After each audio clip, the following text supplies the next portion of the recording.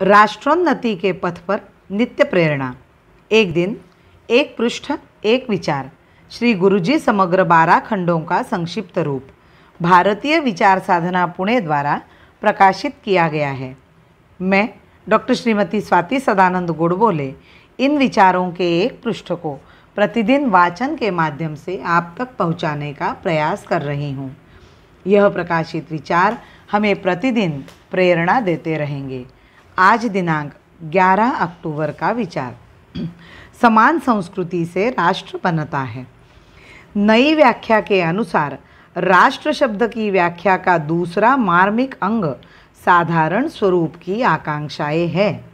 वे सारी आकांक्षाएं उस देश की संपूर्ण जनता में पाई जाती है और उन्हीं की कक्षा में राजनीतिक, धार्मिक, आर्थिक आदि विविध कार्यक्षेत्रों का अंतर्भाव पाया जाता है। एक बात स्पष्ट है कि हरेक मनुष्य तथा जाति अपनी अपनी पूर्व परंपरागत मनोरचना के अनुसार ही आकांक्षाएं धारण कर सकती है और पूर्व परंपरा के अनुसार ही उसकी मनोवृत्ति की रचना भी होती है। यह सिद्धांत अनुभव से प्रमाणित हो चुका है। अतः संसार के पृष्ठभाग पर देश संस्था से निर्दिष्ट किए जाने वाले प्रदेश के अंदर रहने वाले लोगों की आकांक्षाओं में समानता होने के लिए उनके हृदयों की स्थिति एवं बनावट में भी समानता का होना आवश्यक होता है। इस प्रकार हृदयों की स्थिति एवं बनावट में समानता का निर्माण होने के लिए एकमेव सजातीय परंपरा का होना जरूरी है। कहना न होगा कि जो लोग समाज इस प्रकार विशिष्ट स्वरूप की सजातीय परंपरा से संबद्ध हो, उन्हीं की आकांक्षाएं भी समान एवं एकरूप हो सकेगी। ऊपर बतलाए हुए उदाहरण को जब हम इस कसौटी पर कसेंगे, तब हमें यह दिखाई देगा कि जब उस देश में एक जाति प्राचीन समय से अपनी धर्माधिक एकता के द्वारा अपने देश में एक सब प्रकार से ममता के पाशों में निबद्ध हुई हो और उसके विपरीत दूसरी जाति ने युद्ध के नियमों से अपना अस्तित्व वहाँ पर प्रस्थापित कर रखा हो और उस मूल जाति के साथ सतत शत्रुता करती हुई बलात्कारी घमंड से आक्रामक के नाते से वहाँ रहती आई हो, तो उस स्थिति में वह सर्वथा असंभव है कि स्थायी रूप से उन दोनों जातियों के बीच में समसमान हित संबंध बने रहे और इसी दृष्टि से ऐसे देश में रहने वाली सारी जनता की इन दोनों जातियों की आकांक्षा भी समसमान रहना अस्वाभाविक ही है।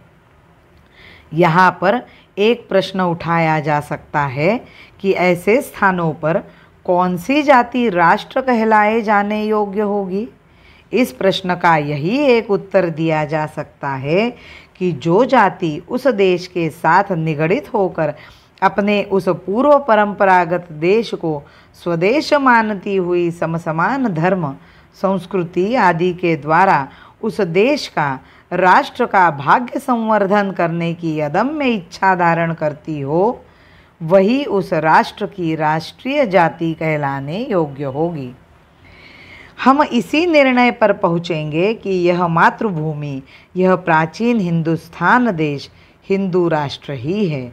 यही हिंदू राष्ट्र प्राचीन समय में वैभव संपन्न तथा ऐश्वर्यशाली रहा है।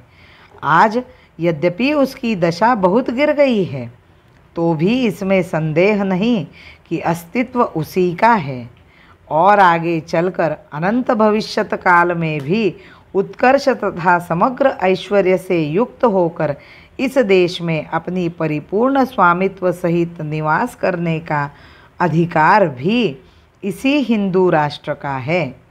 वर्तमान राष्ट्रीय कार्यकर्ताओं को आज यदि कोई आवश्यकता है तो इसी मनोभूमिका को ग्रहण करने और इस बात को जानने की है, क्योंकि इस समय इस राष्ट्र के अच्छे से अच्छे कार्यकर्ताओं के सब परिश्रम विपथगामी हैं और वे इस हिंदू राष्ट्र की उन्नति एवं विकास के कार्य में घातक प्रमाणित हो रहे हैं।